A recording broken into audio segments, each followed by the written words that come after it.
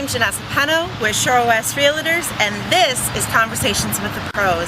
Today's episode is going to be about fire prevention, keeping in mind the holiday season. So I'm here at the Menomonee Falls Fire Department to talk to somebody who knows what to do. Stay tuned, it'll be a great episode. I'm here today with Don Umhafer with the Menomonee Falls Fire Department. Welcome, Don. Hello. Hi. So tell us a little bit about how long you've been with Menomonee Falls Fire Department, and maybe a little bit about your title and your job. Okay. I've been with the department since 1981. Nice. I did 20 years as paid on call and part-time, and I've been the rest of the time full-time. I'm the Deputy Chief of Administration, so I supervise personnel, hiring, and all the inspections and prevention issues, so pub ed and those sort of things. Awesome.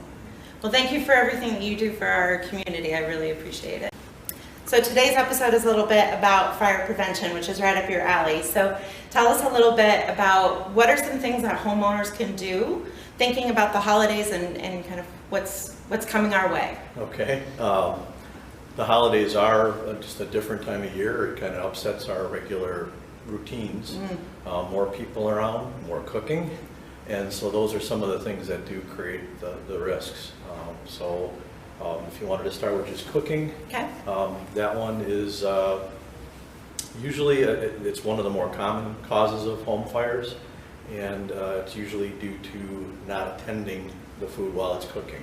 So you can't just leave it on the stove and walk away? No. Okay. So you've got guests, you leave the room to visit with guests, and you forget about it. So always need to keep in attendance while things are being cooked. And one of the ways to do as a reminder is just take a spoon, a spatula, or a hot pad or something with you if you leave the room. If you find yourself holding one of those things, it's a reminder that you were busy cooking and probably should get What was back I to doing? it. Yeah, correct. Awesome. What about grease fires? Because that certainly is something that happens around this time too, right? It certainly is part of the cooking fires. So if you do leave it unattended and there's any grease or oil involved, it will heat to the point where it will flash and flames will be produced. So that's stovetop or even an oven type situation. The second thing would probably be things that just dry out. You forget them long enough, they dry out, they no longer have that moisture, and they will burn. And most of those, it's more of a smoky situation than a fire, but it's still, it's not something you want in your home. Another issue is the popular turkey deep frying issue. And there's a lot of information out about that, but a lot of it's common sense. But certainly doing it outside, certainly monitoring the temperature of the oil, and making sure that the turkey is completely thawed out and dry. Because when you put water into hot oil, it will almost explode and splash oil around. It can start a fire from there. So. Outside with the turkey fryers, away from the house, away from any buildings, so if something, does happen, it can't spread to a structure. So then that being said, outside, but not on like a wood deck. Correct. You want it on like concrete or something that isn't going to be flammable. The driveway would be great, away from vehicles, away from the building. Same thing holds true for any fire pit or outdoor fireplace. You don't want it on a deck or something where an ember can drop through underneath the deck and find those leaves that have been there for years. And you've never seen it, right? It just disappears and then all of a sudden it's an issue. Right. Awesome. So also with the holidays, obviously we're bringing evergreens into the house. Can you tell us a little bit about what a homeowner can do to prevent issues with that? Sure. Main issues is to keep it watered. So hopefully you're buying a somewhat fresh tree, cutting off the bottom so that it gets a fresh start in the water, and you don't let it dry out. The second thing is probably making sure that any electrical or lighting that you're using, probably once a year, is in good repair and not too old. Certainly an electrical issue on a tree would be a good reason for a tree to start on fire. So many of the newer lights are LED, much less power. They're cooler than... Cooler, correct, yeah. And so both the electrical and just keeping the tree watered Wreaths, there's not much you can do with that to keep them fresh, so that's basically just keep an eye on them if it's in the house especially. Then once it starts to get brown and needles are falling off, it's time to take it out and not have that risk there. We do have a seasonal PR program we do for education purposes called Keeping the Wreath Green. We run that in December, so it'll be on our website. And in front of each of the stations we have a signboard with a wreath on it, and it starts out the month with all green lights. And the goal is to finish the month with all green lights. If we do respond to a home for a fire during that period, we will change the green light out for a red. And I look back, and for the last 3 years or so, I think we've been pretty good. A couple of cooking fires, but contained and not a big an issue. So we've been keeping the lights green. So good job, Menomonee Falls. Yeah, well, it's the residents. So yeah. Watch the website. The other thing that goes along with this is each day we will post another tip, fire safety tip, through the month of December.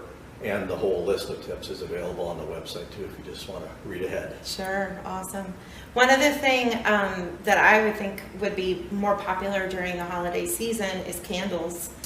Correct. And just like the cooking, yeah. Don't leave them unattended. Yeah. Again, we've been good recently, but I have been on fires where a candle that's unattended has either burned down or the glass has fractured and spilled hot wax and started fires, sure. or drapery, curtains, pets, yeah. Blankets, just about anything. So if you have a candle burning, great. It's nice atmosphere, it's nice aroma, but don't leave it unattended. If you leave the room, blow it out, come back, you can always relight it.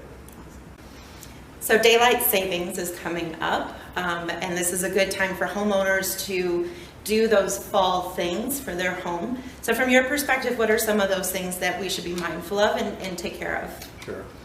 We do use both spring and fall clock changes as a reminder to do the maintenance you should be doing on smoke detectors and CO alarms. So primarily that's a reminder to change the batteries in both devices. In addition to that, there's something that's often forgotten, is that they do actually have an end of life. And so most of them are now at a 10-year lifespan. Good to know. The newer ones will actually start beeping as a reminder that it's time to replace them. Oh. But again, you take a look, most of them somewhere on the back, they'll have a date code, excuse me, of when they were manufactured. So if yours is 10 years or older, they should all be replaced. That's awesome. I did not know that. Thank you. As far as locations, smoke detector on each level of the house is ideal.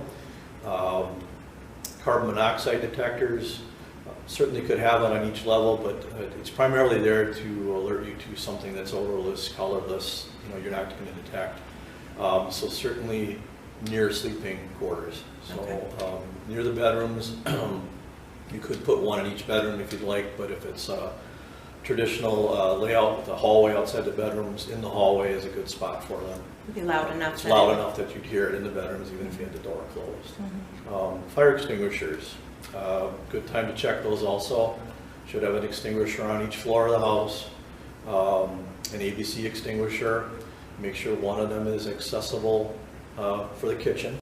So what is an ABC fire extinguisher? Sure. The letters represent the type of fire that it will extinguish.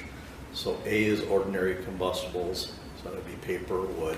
B would be liquids, so that would be like cooking oil, gasoline. And then the C is electrical, which means it's safe it's non-conductive if you would use it in an electrical fire. Most people just get an ABC, it's kind of the universal extinguisher. And so, again, those should be located on each floor, something that's accessible in the kitchen. You want to make sure that it's in an area where, don't mount it by the stove. Put it someplace where you can grab it, take that shot at the stove to put the fire out, and still have a way to get out, should it not be able to put the fire out. Yeah, I know ours is underneath our kitchen sink, and now I'm thinking it might have been pushed back a little bit. So yeah, making sure it's readily accessible. Right, they should be visible and readily accessible, and they too, they should be maintained. For a homeowner, it's primarily, you can look at the gauge to make sure it still has the appropriate pressure. Usually there's a section, that's green. That means it's in the right range. And just making sure that there's nothing that would affect the discharge, either a hose or nozzle, spider nest, or whatever. We do offer clinics here 4 times a year where some of the smaller businesses or residents could bring their extinguisher in, and our people will take a look at it and then mark it that it's been inspected. Awesome. And then the final thing on extinguishers is they too have a lifespan. So again, most of them, it's best just to follow the manufacturer's recommendations, but if it's been hanging on the wall for 20 years, it's probably time to replace it. Is there like a collection site for those things, or Yes, do we have to? Yes, and that's another common question is, if you just web search it, it'll say throw it in the garbage, but that could lead to a bit of a surprise for the waste management or Veolia when they pick it up, if they compact it. So we do have a recycling bin at the front lobby here where you can drop your extinguisher off, and what we'll do is safely discharge the pressure in it so it's rendered harmless, and then if it's an aluminum, so we'll recycle the aluminum. Awesome. So then one other thing I would think for this time of year, as the weather is getting colder, people are now maybe turning their fireplaces on or starting their fireplaces for the first time for the season. What are your recommendations in regards to that? For all heating devices, so furnaces and fireplaces, they should be inspected by a professional seasonally. So this is a good time to have a furnace check, make sure it's running properly. And same thing with fireplaces. If you have an actual chimney, there are reasons to have that checked to make sure that everything's intact, that there's no harmful fumes that are getting into the house. And again, that's where the carbon monoxide is kind of your backup plan, that should something occur with either the furnace or the fireplace, whether it's wood or gas, where it's not venting properly, and you're building carbon monoxide up in your house, the detector should take care of that for you and notify you. Awesome. Well, Don, thank you so much for all of your information and keeping us safe in the community. You're welcome. Thank you. Make sure to like, subscribe, follow Janessa Real Estate on all of the social media platforms. That way we can stay connected for future Conversations with the Pros episodes. I hope you got a lot out of this one. I know I did. Thanks so much for watching.